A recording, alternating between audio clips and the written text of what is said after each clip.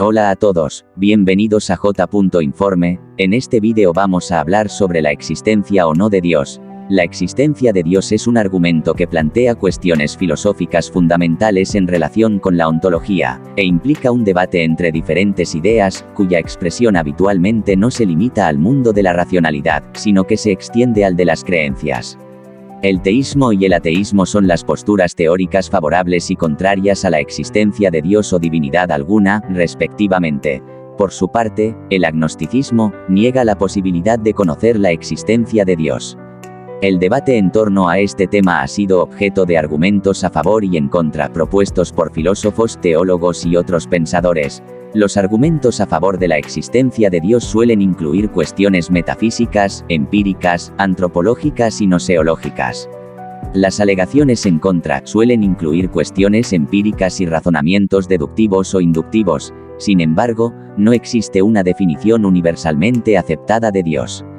Algunas definiciones sobre Dios no son tan específicas como para permitir llegar a probar que exista una realidad que se ajuste a tales definiciones y por lo tanto existen diferentes líneas de debate. Albert Einstein es considerado el científico más famoso y relevante de todo el siglo XX. No solo publicó varios trabajos que sentarían las bases para la física estadística y la mecánica cuántica. La teoría de la relatividad provocaría el surgimiento del estudio científico del origen y la evolución del universo, muchas de cuyas características no serían descubiertas sino con posterioridad a la muerte de Einstein por la rama de la física denominada cosmología.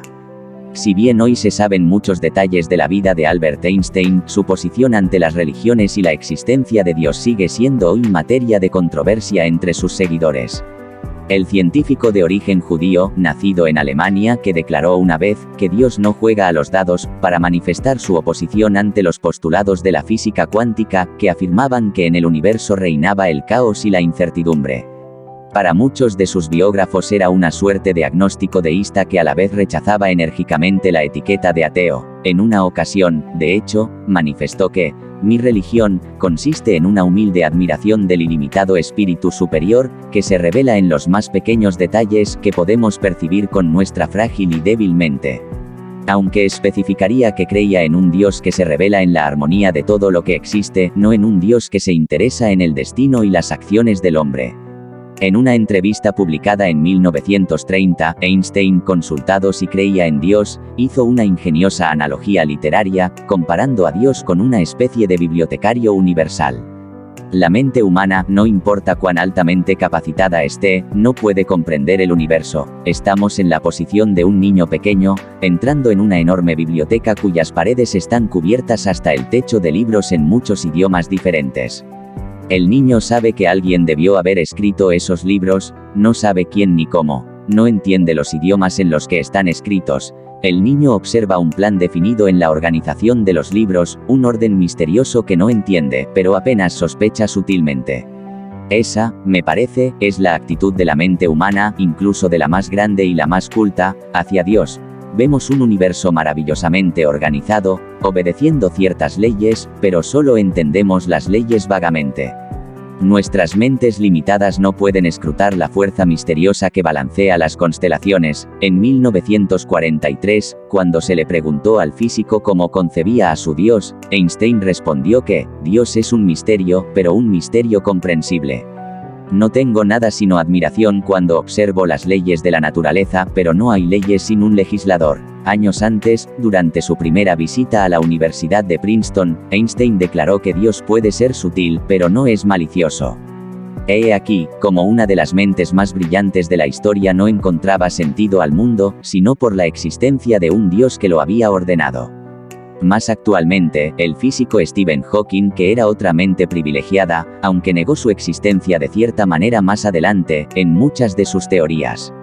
Stephen Hawking era creyente, él, igual que Einstein, creía que el hombre puede, a través de la ciencia, comprender todo el universo, conocer el pensamiento de Dios. Y dijo y creía que porque no tengamos ninguna certeza de que Dios exista, pero quizás seamos como aquellos gatos que persiguen un reflejo, y son incapaces de entender que alguien con un espejo lo provoca. Otra cosa son las apariciones de seres espirituales como santos, ángeles, vírgenes, etc. enviados de Dios, que nunca, los hechos, fueron plenamente probados, más allá del decir y difundir de la gente. Que más que otra cosa pueden ser manipulaciones, timos o engaños, más y más físicos, filósofos, científicos, teólogos y pensadores en general, dicen y se contradicen a lo largo de la historia y de la actualidad, unas veces a favor y otras en contra. Sin embargo, los más creyentes y religiosos creen que existe pero no tienen pruebas, los más científicos las buscan pero no las encuentran, solo lanzan teorías a favor y en contra. Ahora bien, en el pasado, en la historia del mundo, y en la actualidad, todos los actos malvados, violencia, asesinatos, guerras, injusticias y todo el sufrimiento que estos provocan. ¿Por qué un Dios y lo que representa para muchas religiones puede permitir eso, a veces hasta en su nombre? Será como creía Einstein, que Dios no rige el destino de los seres humanos. Pero en realidad Dios ni existe ni deja de existir, hasta que Él mismo muestre su presencia. Por eso nadie puede negar su existencia, ni nadie puede afirmarla rotundamente. Para los creyentes podrán seguir creyendo que existe, y para los no creyentes podrán seguir negando su existencia hasta que algún día se demuestre lo contrario.